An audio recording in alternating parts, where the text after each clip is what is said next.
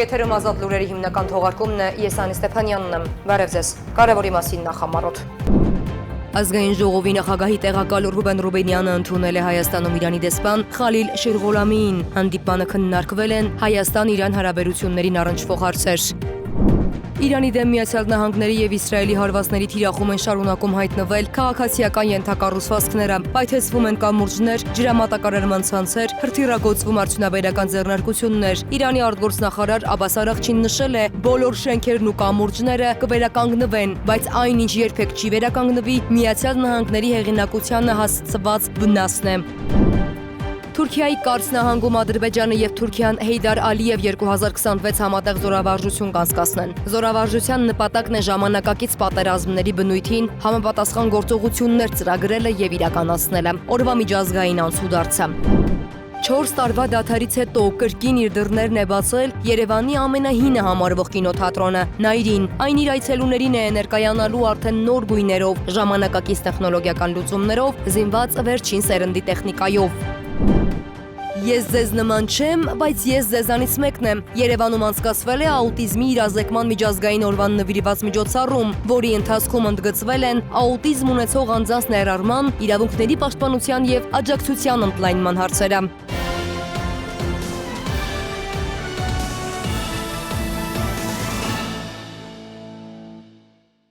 Ազգային ժողովի նախագահի տեղակալ Ռուբեն Ռուբենյանը ընդունել է Հայաստանում Իրանի դեսպան Խալիլ Շիրղոլամիին։ Հանդիպանը քննարկվել են Հայաստան-Իրան հարաբերություններին առնչվող հարցեր։ Կողմերը ընդգծել են միջխորհրդարանական գործակցության կարևորությունը։ Զրուցակիցները մտքեր են փոխանակել տարածաշրջանային զարգացումների վերաբերյալ։ Իրանի դեմ Միացյալ Նահանգների եւ Իսրայելի հարվածների թիրախում են շարունակում հայտնվել քաղաքացիական ենթակառուցվածքները, պայթեցվում են կամուրջներ, ջրամատակարարման ցանցեր, հրթիռագործվում արդյունաբերական ձեռնարկություններ։ 3 հերթական հարվածի հետևանքով վնասվել է իրանական ինժեներական գլուխգործոց համարվող կամուրջներից մեկը, Քարաջի B1-ը։ Միացյալ Նահանգների եւ Իսրայելի կողմից քաղաքացիական ենթակառուցվածքների վրա հարվածները չեն ստիպի իրանցիներին հանձնվել, հայտարարել է Իրանի արտաքին գործերի նախարար Աբբաս Արաղչին։ Նա նշել է, որ բոլոր շենքերն ու կամուրջները կվերականգնվեն, բայց այն, ինչ երբեք չի վերականգնվի, Միացյալ Նահանգների հեղինակությանը հասցված վնասն է։ Իդեպ Իրանը բալիստիկ հրթիռով հարվածել է իսրայելական Aerosol ընկերության ԱԹՍ-ներ արտադրող գործարանին։ Նշենք, որ Միացյալ Նահանգների հետախուզության վերջին գնահատականներով Իրանի հրթիռային կայանների մոտ կեսը դեռևս անվնաս է, երկրի զինանոցում հազարավոր ԱԹՍ-ներ կան։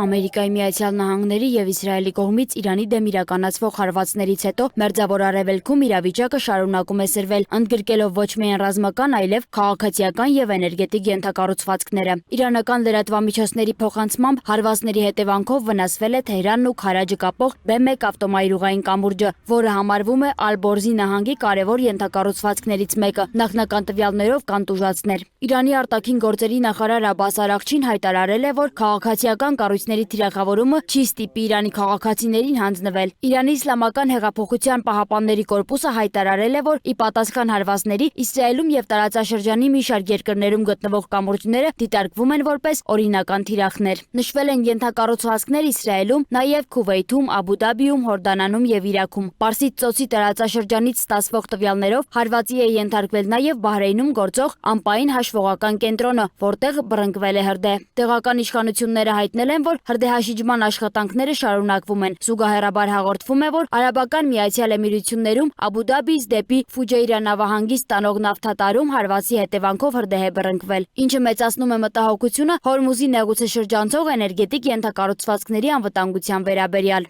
Իրանի արդյունաբերական ոլորտում եւս արձանագրվել են խնդիրներ։ Երկրի երկու խոշոր փոխպատազուլական ձեռնարկություններ հարվածի հետևանքով ստիպված վնասների պատճառով հայտնել են արտադրության դադարեցման մասին։ Վերականգնման ժամկետները գնահատվում են մի քանի ամսից մինչև 1 տարի։ Ամերիկայի Միացյալ Նահանգների նախագահ Դոնալդ Թրամփը հայտարարել է, որ Վաշինգտոնը պատրաստ է շարունակել ճնշումը Իրանի նկատմամբ, ընդգծելով, որ Թեհրանը պետք է գնա համաձայնության, քանի դեռ ուշ չէ։ Նա նաև չի բացառել նոր հարվածներ ներառյալ ենթակառուցվածքային թիրախները։ Իրանի արտգործնախարար Աբբաս Արաղչին արձագանքելով այդ հայտարարություններին նշել է, որ ցանկացած վնասված ենթակառուցվածք կարող է վերականգնվել, սակայն նրա խոսքով միջազգային մակարդակում հեղինակության կորուստները չեն վերականգնվի։ Միաժամանակ հաղորդվում է, որ Իրանը շարունակում է պատասխան գործողությունները, ըստ որոշ աղբյուրների հարվածներ է հասցրել Իսրայելի Պետահ Տիկվա քաղաքին։ Իրանական կողմը նաև հայտարարել է ամերիկյան կործանիչի խոցման մասին, սակայն այդ տեղեկությունը պաշտոնապես չի հաստատվել։ Միջազգային մակարդակով քննարկվում են հակամարտության հետագա զարգացումները։ Ամերիկայի Միացյալ Նահանգներում դիտարկվում են տարբեր սցենարներ, սկսած բանակցություններից մինչև ռազմական գործողությունների շարունակություն։ Պարսից ծոցի երկրներն էլ ուսումնասիրում են նավթի արտահանման այլընտրանքային ուղիներ։ Եվրոպական մի շարք երկրներ եւս արձագանքել են իրավիճակին։ Հաղորդվում է, որ Ավստրիան փակել է իր օդային տարածքը Ամերիկայի Միացյալ Նահանգների ռազմական ինքնաթիռների համար։ Նման քայլեր ավելի վաղ ձեռնարկել էին նաև Իսպանիան եւ Իտալիան։ Նավթային շուկաներում արձանագրվել են գների կտրուկ աճ պայմանավորված մատակարարումների խափանման ռիսկերով։ Այսպիսով տարածաշրջանում զարգացումները շարունակում են ծավալվել միաժամանակ մի քանի ուղղություններով՝ ռազմական, էներգետիկ եւ քաղաքական, իսկ ընդհանուր իրավիճակը շարունակում է մնալ լարված։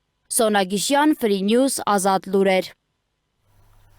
Իրանի Իսլամական հեղափոխության պահապանների կորպուսը հայտարարել է, որ իրանական զինված ուժերը հարձակվել են իսրայելական ավիաբազայի եւ ինչպես պնդում են Քուվեյթում տեղակայված ամերիկյան ռազմանավակների վրա։ Ծովային գործողությունների առաջին փուլում բալիստիկ հրթիռների օգնությամբ ոչնչացվել է ամերիկյան դեսանտային նավակների տեղակայման վայրը Շուբեյխ նավահանգստում։ Նշված է ԻՀՊԿ-ի հայտարարությունում։ Կորպուսը նաեւ տեղեկացրել է, որ ոչնչացվել է Բահրեյնում տեղակայված վաղ նախազգուշացման R327 ռադիո լոկացիոն համակարգը։ Բացի այդ, իրանական զինված ուժերը հաղորդել են Ռամատ Դավիթ ավիաբազայի վրա հարվածների մասին, որտեղ տեղակայված են Իսրայելի F-16 կործանիչները։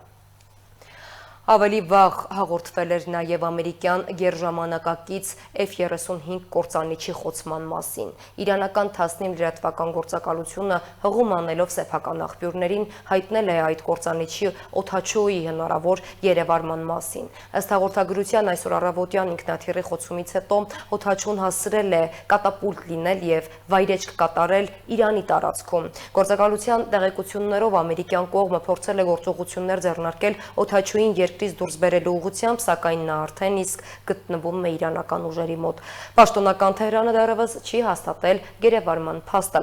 Նշենք, որ իրանական որոշ լրատվամիջոցներ հերքում են ամերիկացի օդաչուի գերեվարման վերաբերյալ տեղեկությունները, հավելելով փնտրում են նրան, ում գտնվելու վայրի մասին տեղեկություն հայտնողին էլ դրամական պարգև խոստանում։ Թուրքիայի Կարս նահանգում Ադրբեջանը եւ Թուրքիան Հեյդար Ալիև 2026 համատեղ զորավարժություն կասկածնեն։ Զորավարժության նպատակն է ժամանակակից պատերազմների բնույթի համապատասխան գործողություններ ծրագրելը եւ իրականացնելը, տեղեկատվությամբ փոխանակվելը, համապարփակ մարտական աջակցության եւ մարտավարական համակարգման մասին, նաեւ տարբեր դժվարին պայմաններում մարտական գործողությունների եւ հատուկ օպերացիաների կարողությունները զարգացնելը։ Միջազգային ու տարածաշրջանային նորությունները տեսաշարով։ Իտալիայի վարչապետ Ջորջա Մելոնին կոշտ եւ խիստ քննադատության է ենթարկել Իսրայելի իշխանություններին։ Իսրայելը անցել է կարմիր գիծը, ես դատապարտում եմ պաղեստինցի խաղաղ բնակիչների կոտորածը եւ հայտարարում եմ, որ Իտալիան կաջակցի Իսրայելի դեմ եվրոպական պատժամիջոցներին։ Հայտարարել է նա, իր բաղադրիչներով եւ հնարավոր հետևանքներով սա բավական լայնածավալ նորություն է, ասել է Մելոնին։ Լիբանանում գտնվող իտալական բազայի վրա հրթիռ է արձակվել, այս մասին հայտնել է Անսան հղում անելով իտալական պաշտպանության նախարարության աղբյուրներին։ Դեռևս հայտնի չէ, թե ով է այն արձակել։ Լիբանանում գտնվող ՄԱԿ-ի ժամանակավոր ուժերի իտալական զորակազմից ոչ ոք չի տուժել։ Սիրիայում տեղի են ունեցել զանգվածային բողոքի ակցիաներ Իսրայելում ընդունված մահապատժի մասին օրենքի դեմ։ Ակցիաները դարձել են տարածաշրջանային արձագանք այդ օրենքին եւ ուղղված են պաղեստինցի բանտարկյալների աջակցությանը։ Մասնակիցները օրենքը համարում են խտրական եւ կոչ են անում միջազգային հանրությանը միջամտել ու ճնշում գործադրել Իսրայելի վրա։ Լենինգրադի մարզի նավթավերամշակման գործարանների նավահանգիստների վրա Ուկրաինայի զինված ուժերի կողմից հասցված լայնածավալ հարվածների հետևանքները հայտնվել են համացանցում։ Ինդոնեզիայի ափերի մոտ տեղի է ունեցել հզոր երկրաշարժ 7.4 մագնիտուդ ուժգնությամբ։ Էպիկենտրոնը գտնվել է մոտ 35 կիլոմետր խորության վրա Տերնատե քաղաքի մերձակայքում։ Երկրաշարժից հետո հայտարարվել է հնարավոր վտանգավոր ցունամիի նախազգուշացում մինչև 1000 կիլոմետր շարավղով, որը կարող է ազդել Ինդոնեզիայի, Ֆիլիպինների եւ Մալայզիայի ափերի վրա։ Հաղորդում է առնվազն 1 զոհի մասին Մանադո քաղաքում։ Մարդը մահացել է փլատակների անկման հետևանքով։ Մի շարք շրջաններում արձանագրվել են շենքերի վնասներ։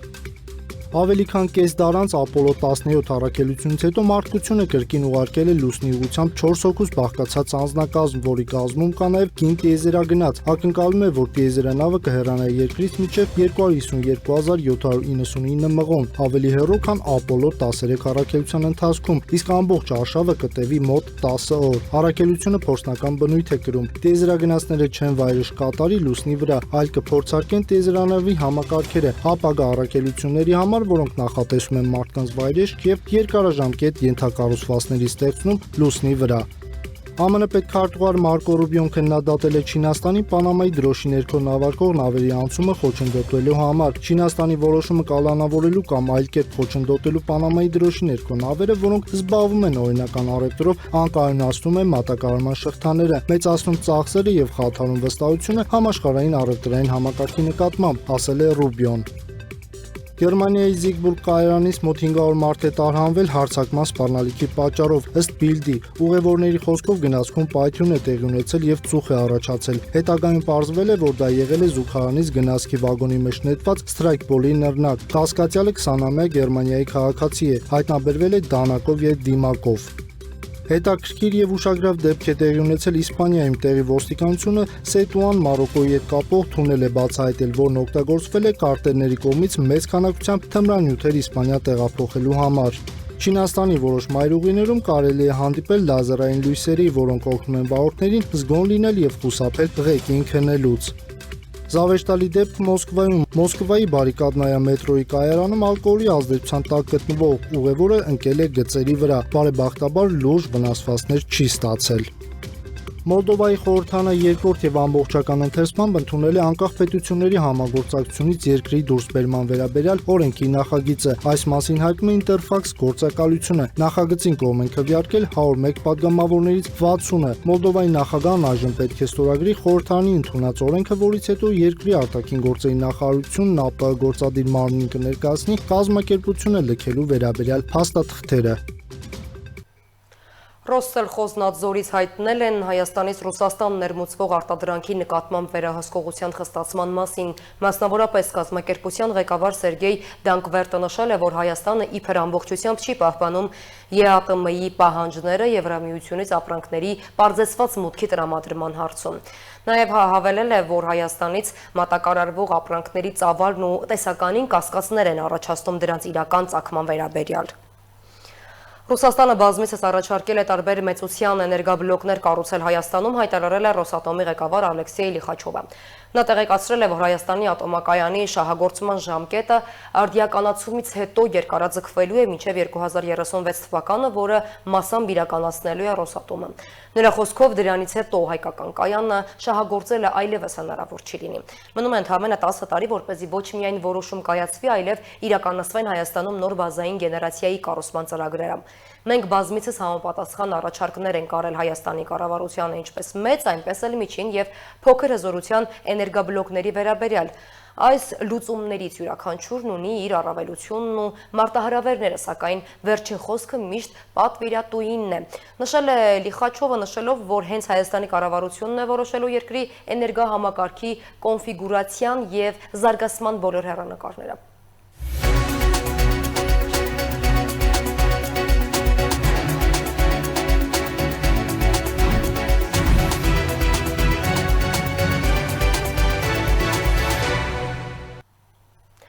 4 տարվա դադարից հետո կրկին իր դռներն է բացել Երևանի ամենահինը համարվող կինոթատրոնը Նաիրին։ Այն իր այցելուներին է ներկայանալու արդեն նոր գույներով, ժամանակակից տեխնոլոգիական լուծումներով, զինված վերջին սերնդի տեխնիկայով։ Նաիրի կինոթատրոնը, որը վերջին տարիներին հաճախ էր ընդհատում իր գործունեությունը, 4 տարվա դադարից հետո կրկին բացել է իր դռները։ Այն վերաբացվել է ներկայանալով ժամանակակից տեխնոլոգիական լուծումներով, միաժամանակ պահպանելով իր պատմական դիմագիծն ու հիշողությունը։ Կինոթատրոնի տնօրեն Լիաննա Թամրազյանը լրագրողների հետ հանդիպման ընթացքում նշեց, որ Նաիրին առաջին անգամ վերանորոգվել է դեռևս 2001 թվականին։ Նրա խոսքով այն ժամանակ շենքը բախվել է սեյսմիկ եւ այլ լուրջ խնդիրների, սակայն հաջողվել է վերակենդանացնել կենդանացնել եւ ապրեցնել մշակութային այս կարևոր կենտրոնը։ Տնօրենը շեշտեց, որ այսօր կինոթատրոնը համալրված է վերջին սերնդի տեխնիկայով, կառավարված է հարմարավետ էրգոնոմիկ նստատեղերով եւ հագեցած է գերժամանակակից արծաթափատ էկրանով։ Թամրազյանը վստահեցրեց, իրականացված լայնածավալ ներդրումները հնարավորություն կտան զգալիորեն ընդլայնելու կինոթատրոնի գործունեության շրջանակը։ Կինոնայրին դառնալու է բաց հարթակ ոչ միայն կինոթատրոնի գործունեությունը, այսպես լինելու միայն կինոցուցադրելը, այլ նաև մենք համագործակցելու ենք քննարկումներ, այսինքն մշակութային ինչ-որ երեկոներ ենք այստեղ անցկացնելու, նույնիսկ ստենդափ երեկոներ եւ ընդհանրապես մշակութային կյանքին ուզում ենք շատ արագ ինտեգրվենք։ Վերանորոգումից հետո Նայիրին ունի մեկ մեծ դահլիճ, որը կարող է ընդունել մինչև 197 հանդիսատեսի, ներառյալ օթյակային հատվածը։ Նախատեսվում է ապագայում կառուցել ևս 2 դահլիճ։ Շենքում գործում են փոքրիկ բար, քննարկումների սենյակ եւ VIP սրահ։ Անդրադառնալով գնային քաղաքականությանը, Թամրազյանը վստահեցրեց, որ կինոտոմսերը լինելու են մատչելի եւ հասանելի։ Ասուլիսին ներկա կրթության, գիտության, մշակույթի, սպորտի նախարարի տեղակալ Դանիել Դանիելյանը ընդգծեց, որ կինոթատրոնի վերաբացումը կարելի է դիտարկել որպես նշանակալից մշակութային իրադարձություն։ Նրա խոսքով պետության վարած քաղաքականության արդյունքում կինոթատրոնների բացումն ու վերագործարկումը դառնում են առաջնահերթություն։ Պետության կողմից վարած քաղաքականությունը իր արդյունքներն է տանում, այսօր մի քանի տվյալներ կարող եմ տալ։ Եվս մեկ պատմական իրադարձություն է տեղի ունեցել շաբաթներ առաջ կառավարության որոշմամբ Հայֆիլմ կինոստուդիայի բաժնետոմսերի եւ կառավարման իրավունքը վերադարձավ տասնամյակներ դադարից հետո կրթության, գիտության, մշակույթի եւ սպորտի նախարարությանը, ինչը նշանակում է, որ վերադարձավ մշակույթին։ Դանիելյանը անդրադարձավ նաև կինոարտադրության ոլորտին, կարևորելով Ոսկե ծիրան կինոփառատոնի ձեռքբերումը։ Այն ընդգրկվել է աշխարհի 50 լավագույն կինոփառատոնների ցանկում։ Նա խոսեց նաև ոլորտում իրականացվող օրենսդրական փոփոխությունների մասին, նշելով ներդրումների մասնակի փոխհատուցման մեխանիզմի ներդրման կարևորությունը։ Մենք այսօր կարող ենք ասել, որ մոտավորապես 100 միլիոն դրամի չափով մենք վերադարձրել ենք այն արտադրողներին, որոնք ներդրումներ էին կատարել կինոյի արտադրության ոլորտում եւ ստեղծել էին 4 ֆիլմ, եւս 6 ֆիլմ, ուրեմն քննարկման փուլում են, ես կարծում եմ, որ իրենք էլ կարժանան այդ դրական պատասխանը եւ իրենք էլ վստահաբար կստանան այդ պետության կողմից յետ վերադարձ։ Ասուլիսի ավարտից հետո ներկաները շրջայց կատարեցին ծանոթանալով կինոթատրոնի վերանորոգված դահլիճին, քննարկումների եւ VIP սրահներին, նաեւ փոքրիկ բարին։ Տնօրենը հավելեց, որ առաջիկայում նախատեսվում է ամբողջությամբ վերանորոգել շենքը, այն վերածելով բազմաֆունկցիոնալ մշակութային մեծ համալիրի։ Երևանում անցկացվել է աուտիզմի իրազեկման միջազգային օրվան նվիրված միջոցառում, որի ընթացքում ընդգծվել են աուտիզմ ունեցող անձանց ներառման, իրավունքների պաշտպանության եւ աջակցության ընդլայնման հարցերը։ Ես ձեզ նման չեմ, բայց ես ձեզանից մեկն եմ, խորագրով նախաձեռնությունը մեկ հարթակում է միավորել ոլորտի մասնագետներին, ծնողներին եւ պետական կառույցների ներկայացուցիչների։ Աուտիզմի իրազեկման միջազգային օրվա ապրիլի 2-ի կապակցությամբ Երևանում անցկացվել է հանրային կարևոր միջոցառում «Ես ձեզ նման չեմ, բայց ես ձեզնից մեկն եմ» խորագրով, որի նպատակն էր մեկ անգամ ուշադրություն հրավիրել աուտիզմ ունեցող անձանց իրավունքների պաշտպանությանը։ Օրվա ընթացքում Իմ ուղին կենտրոնում կազմակերպվել են ինկլյուզիվ համերգ ու ցուցահանդես վաճառք, որտեղ ներկայացվել են կենտրոնի սաների ստեղծագործական աշխատանքները։ Նախաձեռնությունը միավորել է մասնագետների, ծնողների, պետական համակարգի ներկայացուցիչների եւ բոլոր նրանց, ովքեր կարևորում են ներառական հասարակության ձևավորումը։ Հավաքագրված հասույթը կուղղվի կենտրոնի 2 սաների տրանսպորտային ծախսերի ապահովմանը։ Ոլորտի ներկայացուցիչները շեշտում են, նման նախաձեռնությունների գլխավոր նպատակը միայն իրազեկումը չէ, այլև հասարակական վերաբերմունքի փոփոխությունը ցույց տալու համար, որ աուտիզմ ունեցող անձը հասարակությունից դուրս չէ, այլ դրա լիարժեք անդամն է։ 2004 թվականից ծնողական կազմակերպությունն է սա ամեն ինչը սկսել, աուտիզմ հաղթահարումը, որը տո 12 թվականից մեծացավ եւ միացան մեզ այլ կազմակերպությունները եւ պետությունը, կրթության, գիտության նախարարության տեսքով եւ հիմնել է աուտիզմ ազգային հիմնադրամը։ Մինչ այդ դա փոքր կենտրոն էր, որը սկսել էր 6 հոգուց, մինչեւ այսօր ասեմ ունենք 235 սան եւ ունենք մեծ հերթ 111 հոգի հերթի մեջ։ Նրա խոսքով այսօր ամենացավոտ հարցերից մեկը շարունակում է մնալ ծառայությունների հասանելիության ընդլայնումը, քանի որ պահանջարկը մեծ է, իսկ հնարավորությունները սահմանափակ։ Միևնույն ժամանակ կենտրոնում սաները ստանում են անվճար անվճար թերապիաներ եւ անհրաժեշտ ծառայություններ, ինչը շատ ընտանիքների համար կենսական նշանակություն ունի։ Ի դեպ, մասնագետները նշել են նաեւ, որ վերջին տարիներին փոխվել է ծնողների վերաբերմունքը, նրանք ավելի բաց են խոսում խնդրի մասին եւ ավելի վստահ են պաշտպանում իրենց երեխաների իրավունքները։ Այսօր այլ մոտեցումը, հիմա ծնողը սատարում է իր երեխուն շատ ավելի լավ, իր իրավունքների պաշտպանա հանդես գալի եւ կարծում եմ այս մեր միջոցառումները, որ մենք անում ենք արդեն 2006 թվականից, նպաստել են դրան, որ Հայաստանում իրազեկումը աուտիզմ հիվանդության վերաբերյալ այսպես լայն տարածվել է եւ այսօր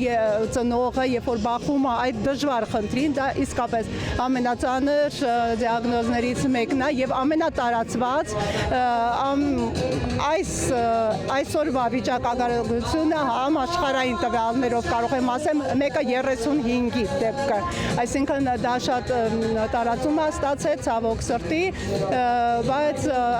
սա է մեր ռեալ տվյալները։ Մասնագետների գնահատմամբ աուտիզմի թեման պահանջում է ոչ միայն մասնագիտական, այլև հասարակական հետևողական ուշադրություն, իսկ նման օրերը դառնում են հիշեցում, որ ներառականությունը պահանջում է ամենօրյա աշխատանք, ընդունելու, հասկանալու եւ աջակցելու յուրաքանչյուրին։ Սոնա Գիշյան, Free News, Ազատ լուրեր։